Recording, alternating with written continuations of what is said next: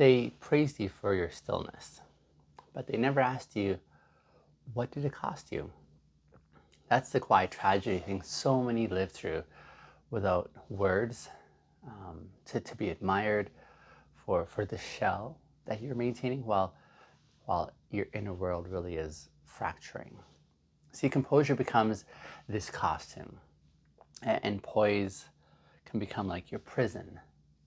And strength, well, strength is mistaken for endurance, the kind that keeps your body upright while your spirit slowly folds inward. And it seems to start innocently enough, like in a moment of chaos perhaps in your childhood. And instead that you learn, if I'm calm, then I won't make it any worse. See, a tense room at the dinner table is an example, or a parent who snaps unpredictably, or you figure out how to stay small in those settings and still and pleasant and unshakable. And meanwhile, the world rewards you for this, and you become so mature for your age, right? You're the easy one, and you're the one that is the glue that holds everyone together. But here's what no one really is saying out loud. That being the glue means you get stretched thin while everyone leans on you. And you're never the one who falls apart. You're never the one who catches, you, you're never the one who's caught falling. See, here at Bintegers, I've been a part of hundreds of conversations where I've heard people tell me versions of this same thing. They say that I'm strong, is what they say, but I don't feel strong. I just feel more alone. And it's not weakness to say that. It's not drama. It's not even ungrateful. It's just the truth. And integrity really starts with the truth. See, we're not here to perform. We're not here to pretend that we're not experiencing pain. We're here to reclaim intimacy with ourselves, where honesty replaces performance, and where connection replaces our desire for control. And what's wild is how invisible this pain really becomes. See, the more competent you appear, the less likely people are to ask how you're really doing. I mean, you manage the group text, you organize the family trips, you remember everyone's birthday, and you check in on others. And then when you finally crumble, I mean, if you do crumble, people are kind of shocked. They say, but you seemed fine. I mean, you're always the strong one, right? What they don't realize is that your strength was never optional. It was more survival. So let's name the deeper grief here, shall we? You weren't just overlooked. You were applauded for your silence. And applause is seductive. Applause convinces you that being liked is far more important than being truly known. And so you keep it up. You smile a little bit wider. You say, I'm good, with extra pep. And you hold their breakdowns, even when no one's holding yours. And you become this safe place for others, while secretly you're craving someone who could be that for you. And that craving, that aching desire to be caught and comforted and held, it doesn't make you needy. It makes you human. The problem isn't that you're strong. The problem is when your strength becomes a barrier to actually being seen. See, we start to confuse visibility with connection. We say, if they see me functioning, then they must know I'm okay. But they don't. They see the version of you that performs okayness, the curated self, the durable self, the resilient part of you. And they respond to that. But they don't really respond to the soft parts that you've learned to keep hidden. There's a reason that you hide them, though, isn't there? I mean, you tried once, You let someone see the ache behind your eyes. Maybe they called you dramatic in that moment. Maybe they got uncomfortable, or maybe they just disappeared. So you retreated into what was safer, doing instead of needing, serving, right, instead of asking, smiling instead of unraveling. And now here you are. You're praised, you're respected, but you're alone. And that's the most haunting part of this. See, the more you succeed at holding it together, the less people actually suspect that you're falling apart. So, what do you do when the world only knows your mask? Well, you stop blaming them for misunderstanding and start asking where you stopped letting yourself be understood. See, that's not shame. That's agency. You get to choose again. Not all at once, not with everyone, but piece by piece. You learn how to come out from behind the mask. And you'll most likely feel exposed. Certainly you'll feel clumsy and perhaps even a bit guilty. But this is what freedom sounds like. It's not thunderous, it's not flashy, it's quiet and deliberate and true. See, there's a cost to this role, this unspoken contract we carry that says, I'll be the stable one even if it destroys me. At first, it might seem noble. I mean, you're going to show up, right? You're going to show up and you're going to stay calm and you're going to keep the peace. But the longer you live this way, the more disconnected you become from your own internal landscape. And you stop knowing what you feel. Or worse, you only feel the emotions that won't make others feel uncomfortable. See, grief gets hidden. Anger gets swallowed and your fear gets masked by productivity. And when the world only makes room for your grace, your grief becomes homeless. And homeless grief doesn't disappear. It shapeshifts. It becomes headaches that won't go away and fatigue that sleep just won't fix, and irritability and numbness and even resentment. And you find yourself pulling away from the very people that you've always shown up for. Not because you don't love them, but because love has started to feel like a one-way street.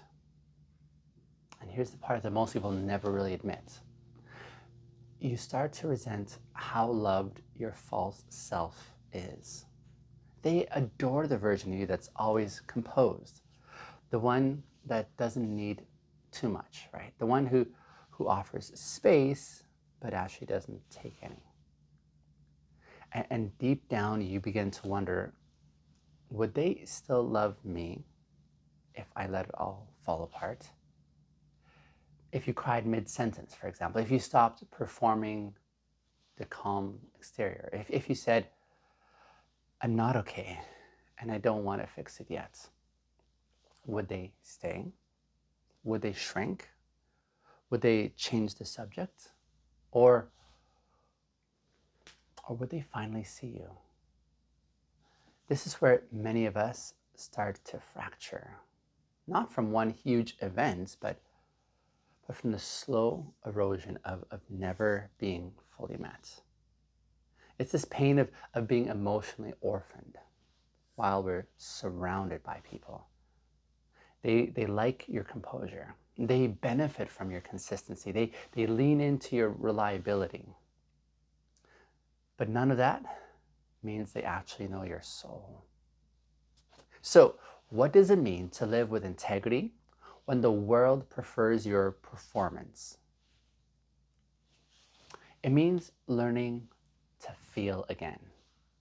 Now, not all at once, not for show, but in small, honest ways that tells your body you don't have to pretend anymore.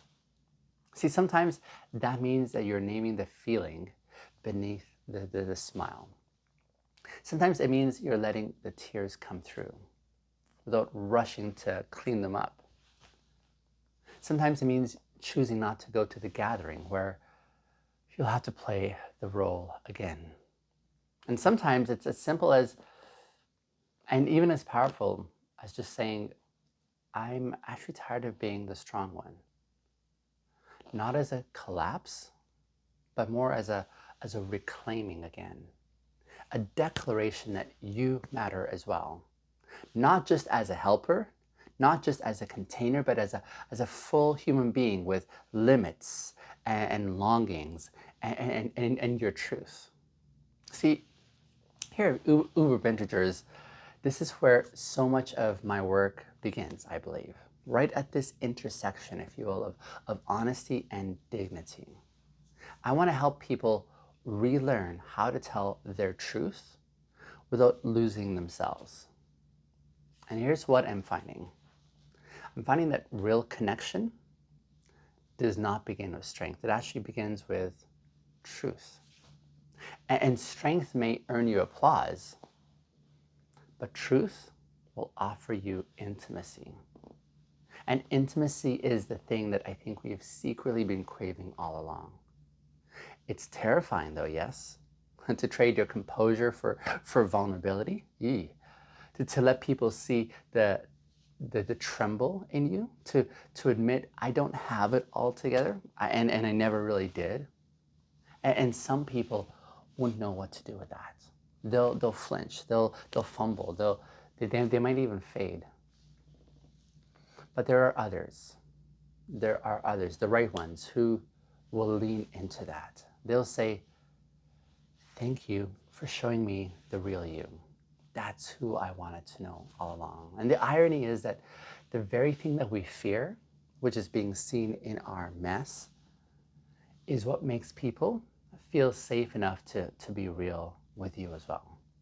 Your courage becomes permission to others. Your tears become this kind of roadmap, and your unraveling becomes the beginning of a new connection in authenticity. See, you don't have to hold it all together to be worthy. You only have to be here, honest, present, becoming. So let's name something else that often goes unnoticed, I believe. Something that is, it sounds awkward, but praise is a trap. See, the compliments keep you stuck.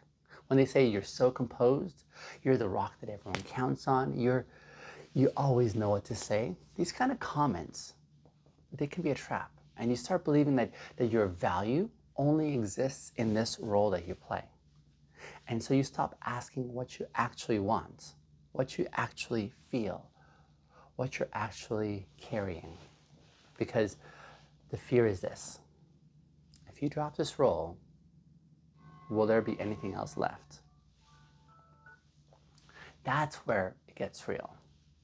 You realize that you've been surviving on borrowed expectations, living inside a version of yourself that was built to protect, but never to thrive.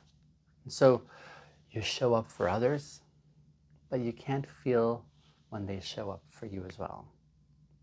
You offer kindness, but feel distant from it when it's offered back to you. I mean, you know how to care for others, but you don't know how to receive care from others. And that's the core fracture. You've become the caretaker of everyone's peace while you're quietly forfeiting your own. This is where shame creeps in. And it's not the loud shame of failure as much as it is the quiet shame of invisibility.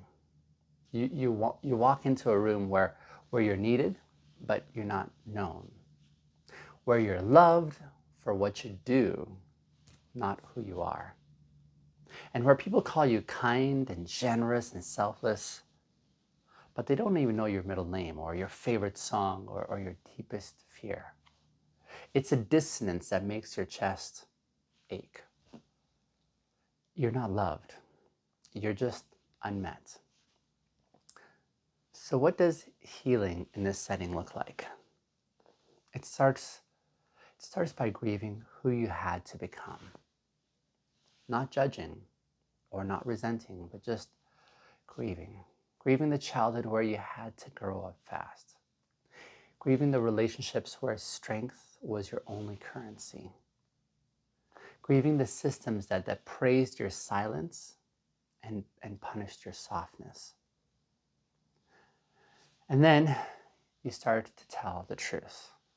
You start to tell the truth one sentence at a time, saying things like, actually, I'm not okay, or I need a break, or I don't want to be the one who's holding it all right now. Just small sentences, but massive shifts. Again, here at Uber Bintegers, I don't want to teach you performance. I want to help you rebuild your lives from a foundation of integrity and intimacy. See, integrity not as stoicism, but as alignment between what's true on the inside for you and then what's expressed outside, right? And intimacy, where I'm not talking about the romantic kind of intimacy or romantic closeness, how most people think of it, but the courage to be seen without explanation or apology. This is the antidote to a life of curated composure. So here's what this could look like practically. So you check in with yourself before you say yes. You let your body inform your boundaries. And you stop apologizing for resting. You slowly retrain your nervous system to believe that it's safe to not be okay. It's safe to let someone hold you. And when that safety feels foreign, because I think it will, you learn to breathe through that discomfort. Discomfort does not mean you're doing it wrong. It actually means that you're doing something new, okay? And one day someone will say, you seem different lately. And you'll smile, not out of habit, but out of relief, because finally you can be real. You'll say something like, maybe, I'm learning not to hold it all. And maybe they'll understand. Maybe they won't. But you'll know. You'll know that you're coming home to yourself, because you'll stop needing the applause to feel worthy. You'll stop translating praise into pressure. And you'll stop performing calmness to avoid being a burden. And in its place, you're building something that's quieter, but far more powerful. And that's this life that holds space for your full humanity. Not just the polished parts, and not just the parts that are competent. Not just the smile that says, I'm fine, but the depth, the ache, the softness, the realness, the authenticity that is you.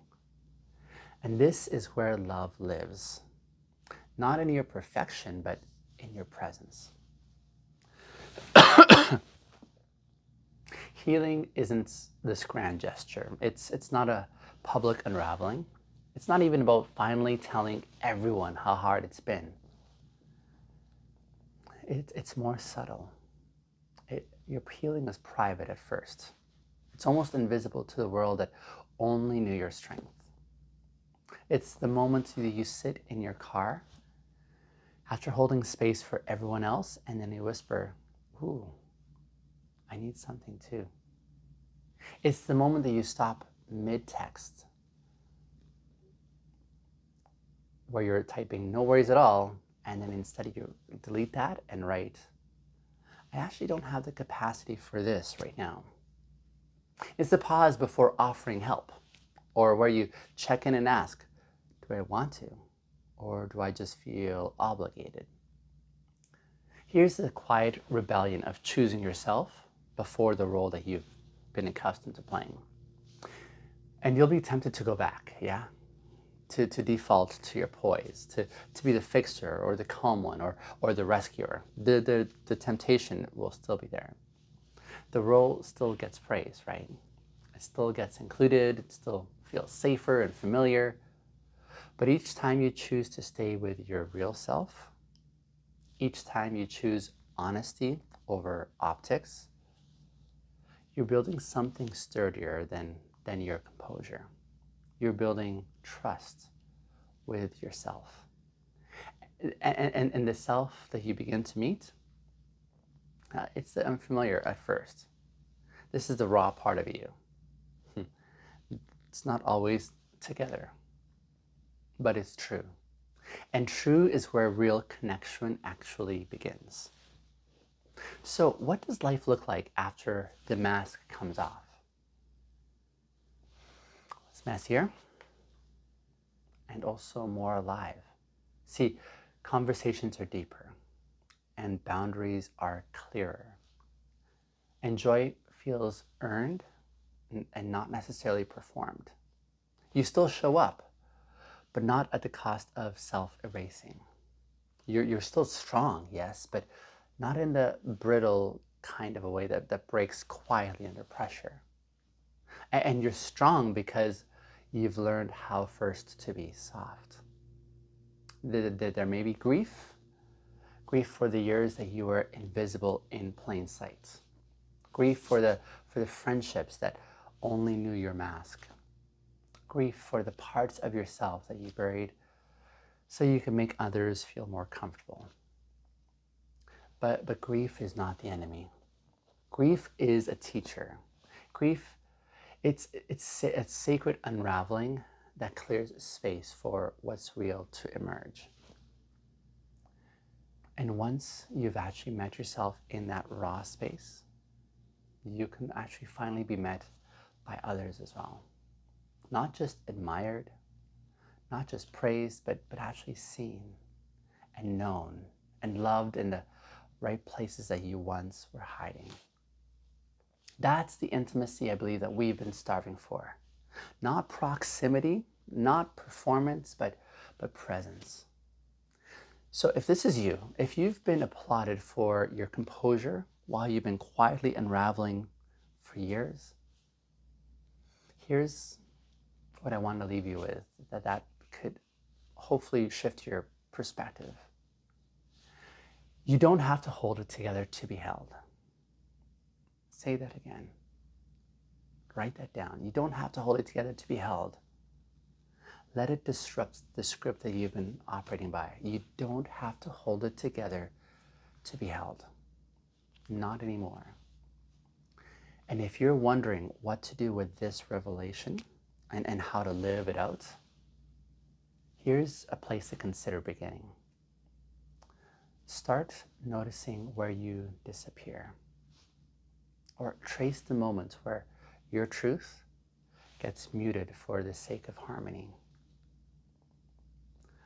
Practice telling one uncomfortable truth a day. It can be small. It should be small. Say, I actually didn't enjoy that, or I need more time, or that hurt. And then rest before you break. Don't wait until burnout becomes your boundary.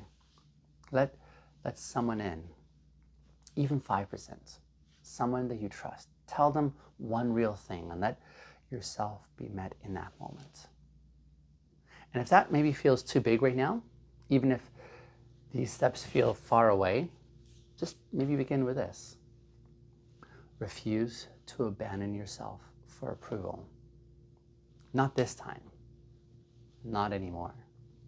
See, you've held so much for so long, and yes, that resilience is admirable. But you're allowed to be more than the role that you've played.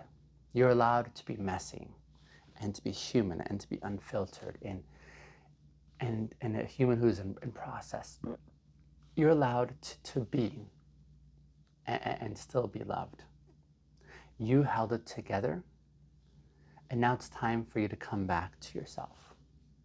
And when you do, you won't just be strong, you'll actually be whole. I hope this is spoken to you. Let me know in the comments if this struck a chord with you in some way. See you in the next episode.